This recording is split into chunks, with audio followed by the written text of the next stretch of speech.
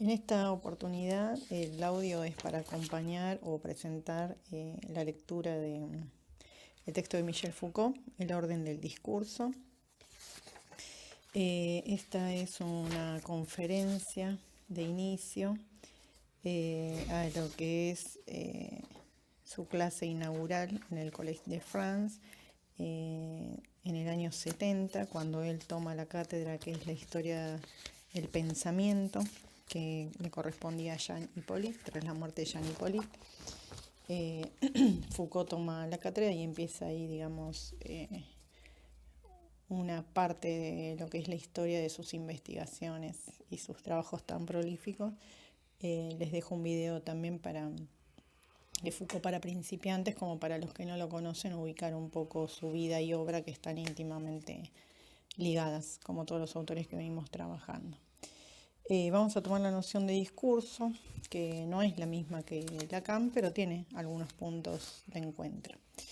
Hay una definición de discurso, ¿sí? Que él piensa el discurso como un acontecimiento. ¿Cuál es el estatus que tiene acontecimiento? Lo piensa no como una sustancia, no como un accidente, tampoco como un proceso en sí mismo, pero tampoco dice que es inmaterial, o sea, tiene una materialidad que es la de la voz y la de la escritura, ¿sí? Esto nos emparenta con Ferdinand de Saussure. Esta materialidad es una materialidad porque el discurso tiene un efecto, tiene un sitio, y esos elementos materiales producen una relación, una coexistencia, dice él, una interacción y una selección. Ahora vamos a ver de qué. Y se produce este efecto, ¿sí? Que va a dar un materialismo que puede ser de lo corporal, por más que digamos que no necesariamente requiere el cuerpo, y que va a producir efectos, ¿sí? En los otros, consecuencias. Para pensar en las consecuencias, vamos a decir que durante toda sociedad lo que tiene, ¿sí? Son dispositivos internos y externos de control del discurso, ¿no? Porque él piensa el discurso como una noción de poder. Habla de institución y deseo. Cuando hablamos de institución, el lenguaje por sí mismo es una red significante que tiene su propia legalidad, tiene un orden, y eso ya constituye una institución en sí misma. Ahora vamos a ver, ¿sí? Por qué las sociedades no pretenden, por lo menos, o los dispositivos de poder que ordenan una sociedad, pretenden que el azar no entre en el discurso, sino que esté como encorsetado, que esté, dice él, pone la metáfora de la red o la malla, y esa malla cada vez, digamos, más ajustada, ¿sí? Para no salir de ese discurso y no generar una dispersión, una revolución, un cambio, ¿sí? Que ponga en cuestión o en jaque al poder de turno, sea cual sea. Podemos pensar, con estos elementos, estas herramientas teóricas, podemos leer cualquier momento, ¿sí? De la historia y cualquier órgano de poder. Esa es la particularidad de Foucault, si bien él estudia, ¿sí? Edad Media y después el paso de lo que sería a la modernidad. Vamos a ver que podemos con estos instrumentos leer, hacer un corte sincrónico y leer cualquier momento de la historia y cualquier institución que haya estado en ese momento generando reglas. Bueno, ¿cuál es la hipótesis de la que él parte? Dice que en toda sociedad la producción de discurso está controlada, seleccionada y redistribuida por ciertos procedimientos que tienen como función conjurar, dice, los poderes y peligros, dominar el acontecimiento, habíamos dicho, ¿no? El discurso como acontecimiento, entonces dominar el acontecimiento aleatorio. ¿Qué quiere decir esto? Azaroso, ¿no? Y esquivar, dice, su pesada y temible materialidad, en tanto como esto impacta en los cuerpos. Ese control siempre se ejerce en los cuerpos, pero también en el pensamiento, ¿no? Esto marca también una tendencia, como en castigar, vigilar y castigar, que él decía que antes el castigo era en el cuerpo, pero después fue peor. Se dejó de castigar el cuerpo, pero se empezó a controlar las mentes, ¿no? Quedó, digamos, el cuerpo liberado, pero el suplicio, el control o esa red que constriñe al sujeto y que en todo caso anula o rechaza su deseo es en el control del pensamiento, que es lo que a él le interesa, ¿no? ¿Cómo se ejerce ese control? Él dice que va a haber procedimientos, ¿sí?, para ese control. El control, dice, puede ser desde el interior, con límites de análisis del discurso. Por ejemplo, ustedes van a ver ahí la noción de comentario, de autor o de disciplina. Vamos a tomar la última, la disciplina. Ahí van a encontrar una definición de disciplina, que sería un conjunto de saberes que comparten una comunidad, no científica necesariamente, pero que ese conjunto de saberes implica un modo de proceder respecto a ese saber. Si no se procede o no se utiliza ese vocabulario, esa metodología, si no se está dentro de ese discurso propio de la disciplina, eso genera una expulsión, un rechazo o una exclusión, ¿sí?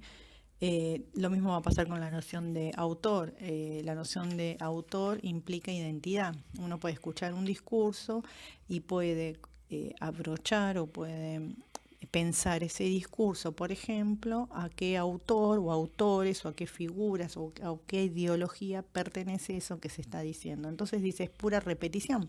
Ahí no hay azar, no hay dispersión, no hay posibilidad, ¿sí?, de cambio, de que algo rompa eso que se dice y que se repite casi como una verdad. Si se repite como una verdad es porque ahí hay un saber y no se generan nuevos conocimientos. Otra forma de control sería, por ejemplo, el comentario, ¿sí? El comentario también produce una repetición respecto a un discurso base o a un saber que se establece como tal, y el comentario lo único que hace es una pequeña modificación, pero no produce, digamos, una ruptura. Él habla de cesura, ¿no?, una ruptura, un corte respecto a aquello que se está diciendo, que puede ser el discurso de un autor X, en tanto ideal, o por ejemplo de un texto.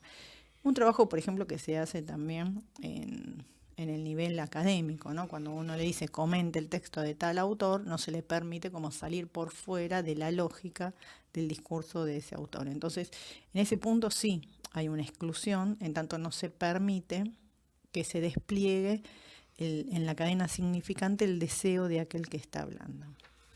Y así van a encontrar varios ejemplos, ¿no? El discurso universitario, esto ya es de Lacan, tiene, ¿sí?, digamos, esa cuestión de aplastar el deseo del otro y hacer simplemente, ¿sí?, una repetición del mismo. Uno podría decir cuáles son los fines de eso. Bueno, que el sujeto se apropie del saber, pero queda como poco lugar para la creatividad. Entonces él lo que va a decir es que las tareas a realizar o las nociones de análisis para poder romper ese discurso como control y como poder son el principio de trastocamiento, sería uno, pasar del acontecimiento a la creación, ¿sí? Ahí hay una chispa creativa que se le permite al sujeto y rompe con ese discurso. Pasar de la serie a la unidad, ¿sí? La serie sería, de vuelta en el orden de la repetición, podríamos dividir ese discurso y propiciar unidades, es decir, estructuras pequeñas que se desprenden de esa estructura mayor y hasta rompen un poco la coherencia de aquello que se está diciendo, casi sostenido como verdad o como ideal. Otra forma también de vencer ese temor a romper ese discurso imperante o hegemónico sería entre la regularidad y la originalidad. La regularidad, lo mismo, contribuye o abona a la idea de la repetición. La originalidad rompe y va del lado de la creación, ¿no? Trae algo nuevo, es disruptiva.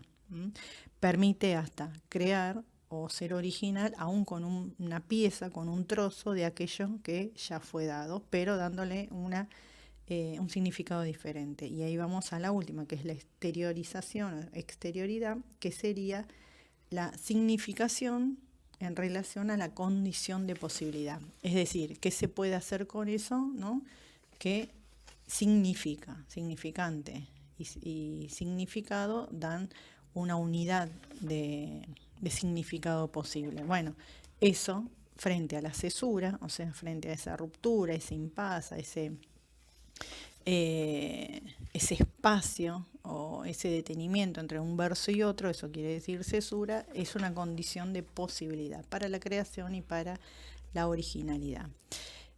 Para él el azar es, digamos, es la parte importante en cuanto a la producción de acontecimiento, ¿no? Si pensamos este acontecimiento, ¿no?, como algo a producirse y como parte de la definición del discurso. Y dice que va a tener que ver con la historia del pensamiento y los cambios que fueron ocurriendo, ¿sí?, en esos pensamientos, que no solo lo pensamos en pensamiento como algo abstracto, sino aquello que produce, ¿sí?, un movimiento histórico, social, político, que conmueve